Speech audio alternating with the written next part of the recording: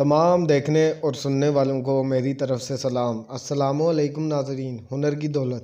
کسی جزیرے میں ایک امیر رہتا تھا جسے شکار کا بہت شوق تھا۔ شکار کو جاتے ہوئے ایک جگہ کسی غریب ٹوکریاں بننے والے کی زمین پڑی تھی۔ اس زمین میں نرسل اگے ہوئے تھے۔ اس کھیت کی ناہمواری اور نرسلوں میں سے گزرنے کی تکلیف امیر کو ناگوار معلوم ہوتی تھی۔ ایک دن امیر نے غریب کو بلایا اور کہا، یہ زمین تم ہمیں دے دو۔ غریب نے جواب دیا، نہیں حضور، میں اسے نہیں دے سکتا، میرا تو گزارا ہی اسی پر ہے، میں اسے بیچنا نہیں چاہتا۔ اس پر امیر ناراض ہوا۔ پہلے تو اس نے غریب کو خوب پٹوایا، پھر زمین پر اگے تمام نرسلوں کو آگ لگوا کر جلا دیا، جس پر غریب روتا ہوا بادشاہ کے پاس چلا گیا۔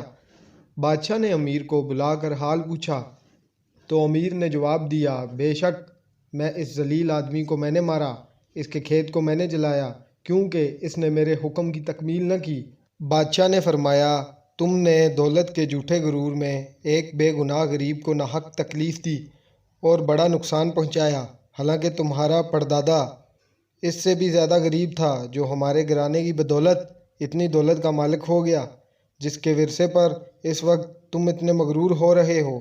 میرے نزدیک یہ غریب تم سے اس لیے بہتر ہے کہ اپنی محنت سے روزی کماتا ہے۔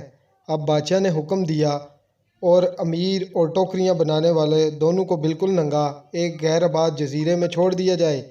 اس حکم کی تعمیل میں دونوں کو ایک ہفتے کے لیے ایک ایسے جزیرے میں اتار دیا گیا جہاں جنگلی آدمی رہتے تھے۔ جنگلیوں نے انہیں دیکھا، پہلے تو مارنا چاہا، مگر ٹوکریاں بننے والے نے انہیں اشاروں کے ذریعے ان کی منت سماجت کی اور انہیں سمجھایا کہ ہم تمہیں نقصان پہنچانے نہیں آئے، ہم تو تمہاری خدمت کرنے آئے ہیں۔ ساتھ ہی وہاں سے ایک نرسل لیا اور ایک ٹوپی بننا شروع کر دی۔ وہ ٹوپی ایک جنگلی کے سر پہ پہنائی۔ جنگلی نے اسے تاج سمجھا اور اس قدر خوش ہوا، مگر ننگے امیر کی تو سخت شامت آ گئی۔ ٹوپیاں نہ بنانے کی وجہ سے اسے مار مار کر بے ہوش کر دیا گیا۔ آخر امیر نے جان سے تنگ آ کر ٹوپیاں بنانے والے سے کہا، اگر تم مجھے ان وحشیوں سے چھڑا دو تو میں گھر پہنچ کر آدھی دولت آدھی جائیداد تمہارے نام کر دوں گا۔ یہ سن کر غریب ٹوکری والے نے جنگلیوں کو اشارے سے سمجھایا کہ یہ ہمیں نقصان نہیں پہنچائے گا، یہ ہمارا مددگار ہے، اسے کچھ نہ کہو، جس پر جنگلیوں نے امیر کو پھر نہ چھیڑا اور اپنے ساتھ اس کو کھانا بھی دینے لگے۔ جوں توں کر کر ہفتہ ختم ہوا اور ایک سرکاری کشتی انہیں آ کر لے گئی اور بادشاہ کے روبرو پیش کیا گیا، مگر اب تو امیر کی یہ حالت تھی، کاٹو تو لہو نہیں بدن میں۔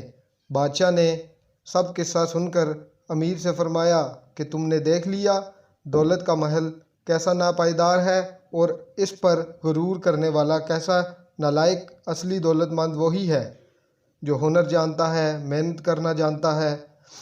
اور اب جاؤ، وعدہ پورا کرو اور اس غریب کو آدھی جائیداد بانٹ دو۔ امیر نے گھر پہنچ کر اقرار کے مطابق آدھی جائیداد غریب کے حوالے کر دی اور اس طرح غریب کو اس کے صبر کا پھل مل گیا۔